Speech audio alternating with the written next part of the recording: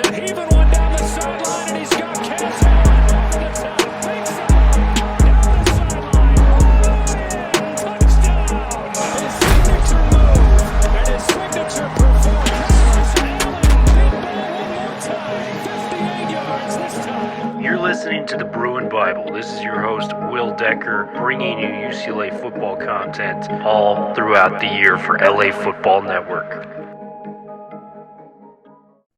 What is up, LAFB fans? Will Decker, your host from the Bruin Bible, and draft is in session. We are here to talk about Bet Online and the good people behind the brand. Football season is officially back, and Bet Online remains your number one source for all your football betting needs this season.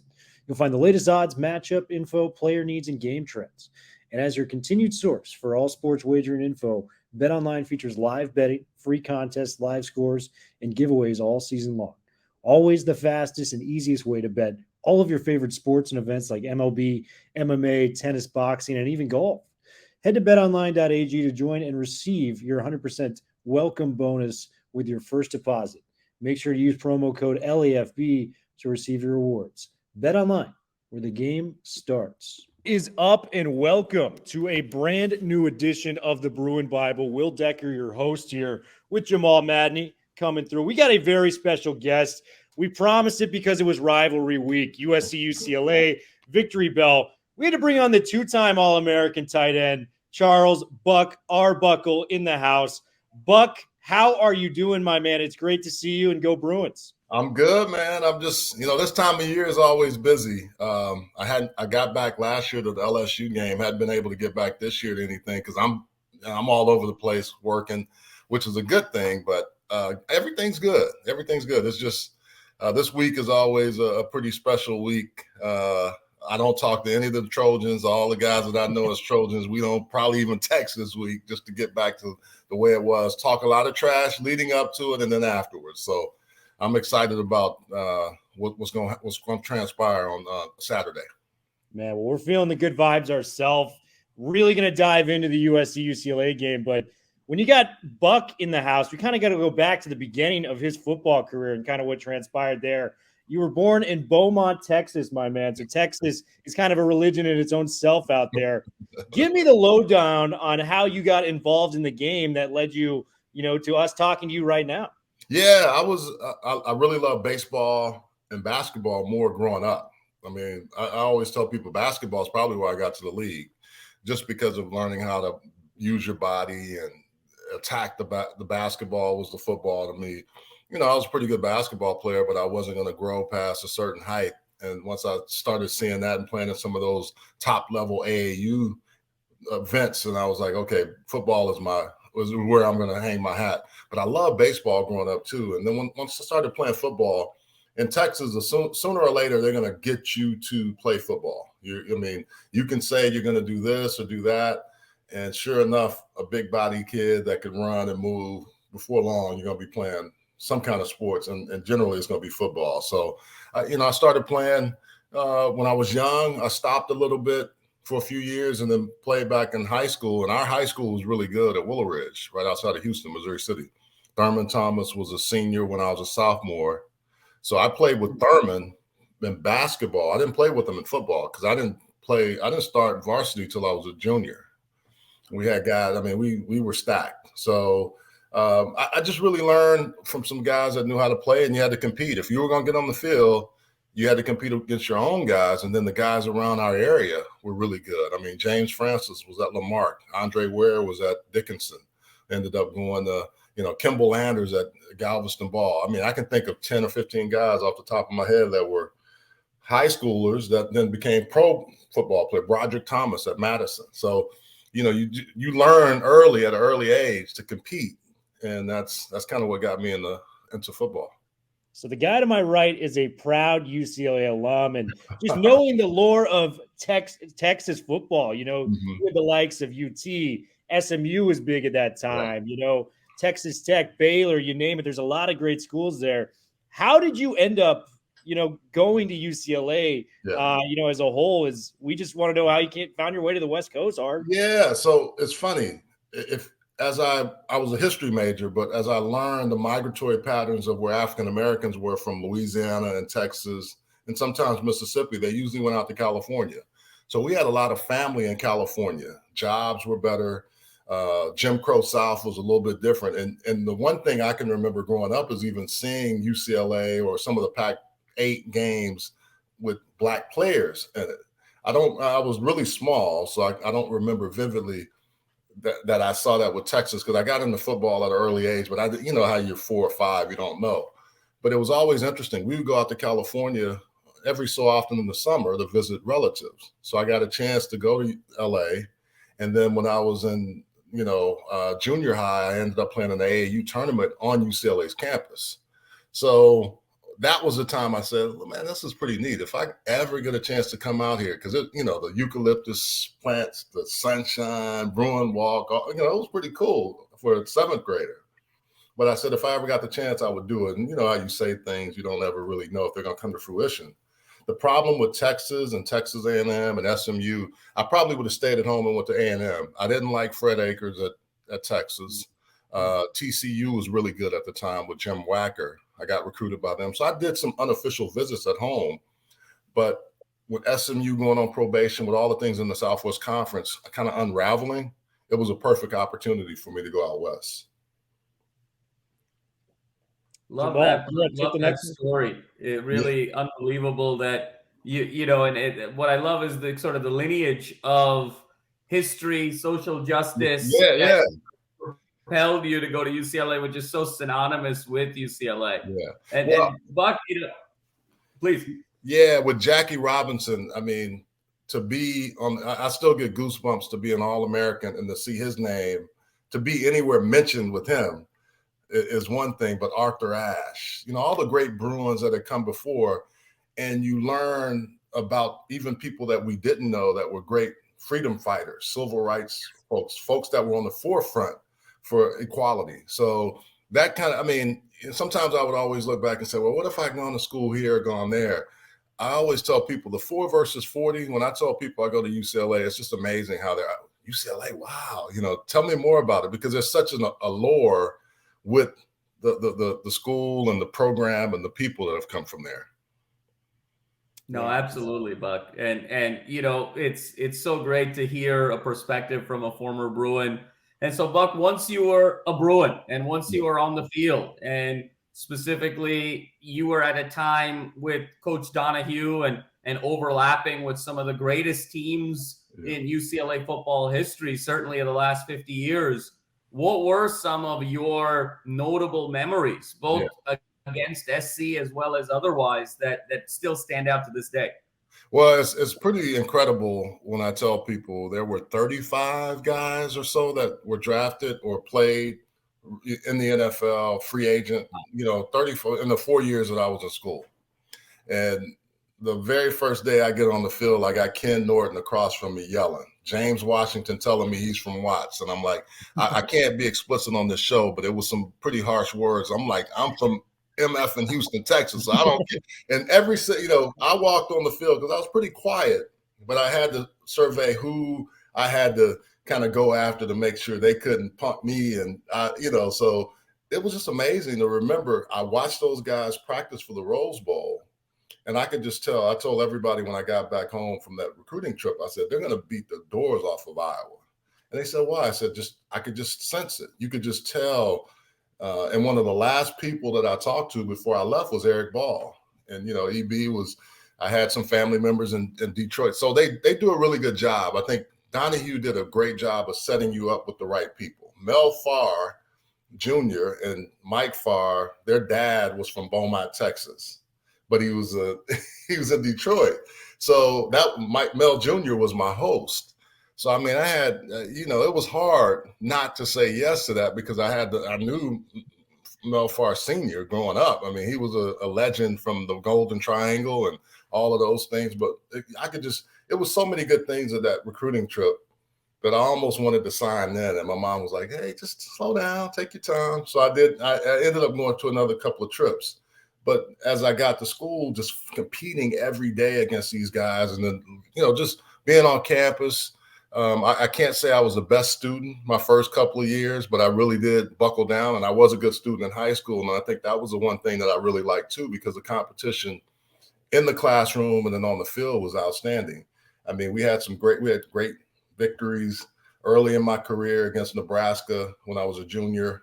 We actually played them tough my sophomore year, and I knew we would play better. But, you play Oklahoma and they beat you bad, and you get closer against Nebraska than we got Nebraska when they came out. We were number one in the country for a while, but the problem for me was my freshman year, we had such a great game against USC. And I mean, we beat them bad, like 45-7. As a freshman, you're like, oh, well, this is going to happen every year. So sure enough, the next 2 years, I lose to them to go to the Rose Bowl, and we still go to very good games. But it was one of those things where we all look back and say, man, those games were great rivalry. We wanted to beat them badly. And so my senior year, we kind of went out with somewhat of a bang by tying them, if you believe that. But they were much better than we were that year because we had lost Troy.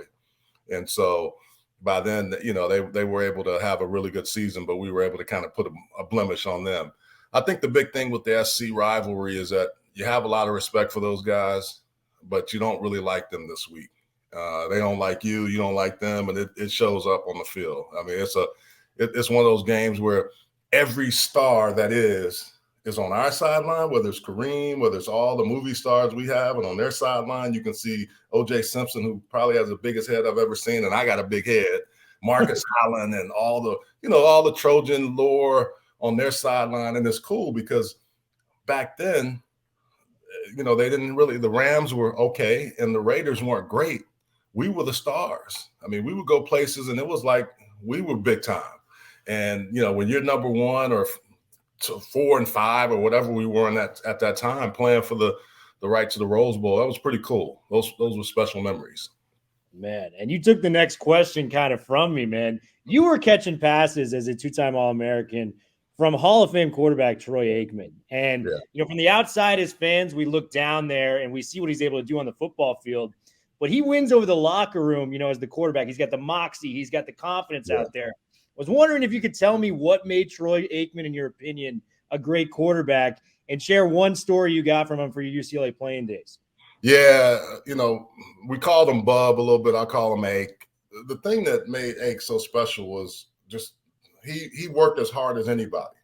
It wasn't, I look down on you because I'm this, great quarterback. I can just remember when he first got there, we saw him throwing off to the field on another field. And back then you didn't have YouTube, you didn't have all that, but we had kind of heard that there was a quarterback that may be transferring in. So I watched this kid throw, and then I'm one of the first ones, and then Reggie Moore, my roommate, came out and I said, man, our prayers have been answered. Because this dude could throw the ball. I mean, it was just, I think he was throwing with Rick or Coach Neuheisel and somebody else. And he was just, making all the throws. And we were like, God, dog. So finally, fast forward, when he first got on the field, 7-on-7, it was just, he was accurate. The thing that Troy could do was put the ball on you, and he could throw it hard enough if he needed to, but he had all the ability to throw with speed, with great velocity over the top. I mean, he was just really good about all of those things. And, the funny thing is I have a lot of stories, but the ones that I always like is that the wide receivers are they're the first ones to run out, and they always run out and they're telling them, I'm going to be open. and I'm in the huddle. And I said, hey, you know where to go on this wide option. I'm open, right? So I always have the last word. And whenever I see him, I just tease him because we became really good at working together. And it was so good that he knew where I was going to be and I would be there. And sure enough, we were practicing one day, and Coach Steve Axman, our offensive coordinator at the time, after Homer left, was in the field, kind of in the middle of the field where you should never be if you're throwing option routes to a tight end. And it just so happened, I went out. Troy was thinking I was going in, and he pegged Axman in the chest. He still gets on me about that. He said, you knew I was standing there. I was like, nah, Troy just missed me that day. That's one of the few misses I had from Troy, our time there. We were able to connect on a lot of great passes, and it was great to look back on some of those things and just kind of think about him and, all the guys that I was there with. His mom just passed last week, so want to send my condolences to him. I reached out to him, and, she was a great lady, and Troy's a great Bruin because he clearly loved his time at UCLA, and we're still, all of us are lifelong friends, but especially I just, whenever I see him on the road or whenever we're at events, it's like old times. It's like we're back on campus. Man, thoughts and prayers out to the Aikman family after Mrs. Aikman unfortunately passed away. Buck, I got to take it. You went into the draft. You're a two-time All-American. You played professional football. You lived out pretty much every kid that picks up a football's dream. What are you most proud of when it comes back on your college career and pro career as a whole? I think it was just coming back from injuries in college. I was injured quite a bit early on, and that was a tough part for me. Just fighting. I mean, it got to a point, I think between my sophomore and junior year, or junior and senior year, we had talked about redshirting. And I really wanted to finish up because I thought I could do it. And we talked a little bit about it, but we were depleted at tight end, so I decided not to. But I think just battling, just, being able to get on the field, competing, the Washington State game is a prime example. I just come back from a knee injury there, able to catch a ball to get us down to the 6-yard line. We don't win that game, but it's still just battling, just fighting. And I think that was the one thing for me in college that I looked at. And then in the pros, it's funny. My only touchdown in the NFL was against another Bruin, Marcus Turner. They were playing cover 3, and I had a seam route, and he came over late, caught it, walk-off touchdown against the Jets. So Marcus, we always give each other crap about that because we played each other twice a year in the AFC East.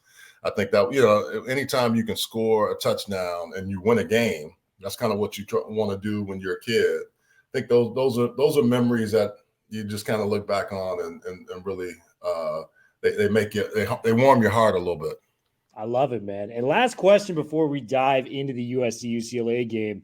This is kind of what we've dubbed at LA Football Network as West Coast tight end U. If you look at, the recent trend of tight ends we've had here, Caleb Wilson, we went to Devin Asiasi and then Greg Dulcich last year. 3 straight tight ends have been drafted from the UCLA Bruins. Hudson Habermehl may be another guy. Michael Ezike may be another guy. Yeah. How much pride does that bring you as somebody who's an all-time great tight end for the UCLA Bruins? It's good because it goes back to before I got there, whether it was Doc Walker, whether it was Paul Bergman, whether it was Tim Reitman. Derek Tennell was in school with me for a couple of years, and Derek was kind of passed on the tradition of the great tight end play. And I mean, I think that was the biggest thing for me. That's why I think I went to UCLA. They told me they would use a tight end, and they talked about the guys that they had in the past. And it was a tight end focus at UCLA before some other schools. The schools I picked were all schools that I thought would throw the ball to the tight end, whether it was Stanford, whether it was Notre Dame, whether it was LSU, Miami. I really wanted to go to Miami. And I had decided not to go on that trip, but they had all those schools that I looked at all had tight ends and guys that can make plays. So to see the tradition passed on is pretty cool. It's pretty cool because it just keeps passing, and you keep seeing the improvement and the evolution of guys that just at that position, which I really love. I love to hear it, man. Well, we got to dive into a football game. We got the victory bell coming up on Saturday. And Buck, what I love about this game is the two offenses and how different they are, but the two men in charge both have genius in different ways. With Chip Kelly, we know it's the run game. He can run the ball down your throat. He can do it with his 4-string running back. He can do it with the beast that is Charbonnet. With the USC side, it's the complete opposite. He's going to be aerial attack. Caleb Williams, future probably number 1 pick, if we're being honest. Jordan Addison on the outside. Give me your thoughts coming into this game and looking at both offenses for USC and our favorites, the UCLA Bruins. Yeah, I think for them, you got to look at them losing Travis Dye. I think that's a big loss for USC. I know that we think they don't run the ball, but they've run the ball much better this year than I have seen them in the past. I still don't think their offensive line is a USC offensive line with the guys I think about Anthony Munoz and Tony Baselli and some of the – when you think SC, they got all those big jokers over there, and we might have been a little smaller, but we knew how to get after those cats. I think one thing that hurts UCLA on the other side is Kazmeir Allen. I don't think he's back this week, which is a big loss because you don't have anybody to blow the top off the defense. So some of those things kind of affect both teams. But I think the biggest thing for UCLA and DTR in particular is just letting the game come to him. Sometimes when he tries to do too much, because he's such and this year he's really reined it in where he's controlled it and he knows when to run and when to, I don't like him hurdling people, but he's able to do it and it still works. But the fastball, sometimes at the end of the game, I think with Bobo coming across the back end, just give him something that he can work with. And I think those are the kind of things that if he does that, this team has a real good chance to win because they're going to run it. If they run it 45 times, Charbonnet is going to get his yards and DTR has to also do his thing with his legs. That takes the ball away from USC and Caleb Williams because I really don't think – I think SC's defense on paper has gotten better. I still don't think it's an SC defense that I think of when you think of the Mark Carriers and, the guys that they've had over the years that are really solid on defense. They're really good, and on paper they look good, but I think they still can be taken advantage of. So my thought is if our offense can control their offense in the sense of staying on the field, especially with the run game, that gives them a chance. You can't get in the hole like they were last week because if not, Caleb Williams is going to make some plays. We thought this Loya kid was running around. Caleb Williams runs around and he makes play. He's been doing that ever since he started playing. So I think there's got to be a better containment of rush. If you're going to rush, make sure you get him down before he gets moving. Buck, it's such an interesting analysis you bring to the table. Let me ask it this way. Mm-hmm. What is one thing that UCLA has to do in this game for you to feel like they're going to win? It sounds like I know you talked about SC's offensive line defensively. So it sounds like you're pretty confident personnel-wise that UCLA matches up well this year. What did they have to do to really sort of emphasize setting the tone, playing at the tempo they want to, and winning? And then on the flip side, what is one thing that makes you really nervous about SC and one thing that we have to really try and stop or mitigate in order to come out on top? I got to go to the SC one first, Caleb Williams. Caleb is special. He's a special player.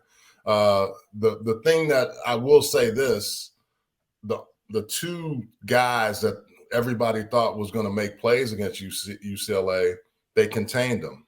Michael Penix and then Kam Rising at Utah. So to me, the way Caleb Williams is, he's the X factor. You got to make sure you stop him. But for us, offensively, they're gonna get 400 or 500 yards. They just been doing that all year. I don't think it's gonna stop with this game. The key is though, what happened in that Utah and Washington game? They turned the ball over and they had stops on third down. When this defense doesn't play well, it's because they're letting people march up and down the field and then they're scoring. So whatever it's going to take, you got to turn the ball over. You got to make USC lose some possessions. So you take it away from their best player, who to me is Caleb Williams. I think they're playing a lot better on offense because of him, and their defense has played well, but they still have some holes that you can exploit. So I think Caleb Williams for them, defense has to start fast, has to get some turnovers, and find a way to get off the field on third down. Buck, we love it. I think it comes down to just one final question here. Thank you so much for coming on first and foremost, but we got to leave you with this. Buck, who is taking the victory bell on Saturday, and what is the final score in your prediction? Man, I can't come on the show and tell you USC is going to win. UCLA is going to win this thing. I'd say it's going to be a high-scoring game, 45-42 UCLA. Ooh. DTR finds a way to run one in or finds Bobo or one of the tight ends to win the game if they need it down late. I really do think it's going to be a high-scoring game, but I think UCLA wins at 45-42. Well, you heard it from Buck. Take the over on this game. There's going to be a lot of points in this. Hey, we'll take a DTR, Heisman moment, if you will, making the play to win the game. Buck, we can't thank you enough for coming on the Bruin Bible. We'd love to have you again on the future. Bruins, we're going to be tailgating all throughout outside the Rose Bowl. Make sure to come check us out. LA Football Network, we're all going to be there. But Bruin Bible, we are Buck, what's up? Yeah, let me say one thing, too, to the Bruin fans. You guys got to start showing up. I go to a lot of different venues, and I'm saying like we used to do when we had 90,000 deep, when we played teams. Start showing up and showing some support, because these guys are going to give you their all every single week. And I think that you just owe it to yourself. If you want some entertainment value, I know there's a lot going on in LA, but you can't get any better entertainment than a Saturday day or Saturday night out in Pasadena. You guys know that. I just hope people can start showing up. I know they'll be there this week. And if you sell your tickets, do not sell them to SC fans. You don't want to. I'm being real now, and I'll tell you that the love that these guys will show you. If that fan base is there, they're gonna play hard and they're gonna play fast, and they'll get that win for you. Pack the freaking Rose Bowl, guys. Come out, tailgate, have fun. It's a Saturday night. You're going to be off that day for the majority of people in Los Angeles. Buck, thank you so much for coming on. Bruin Bible, we are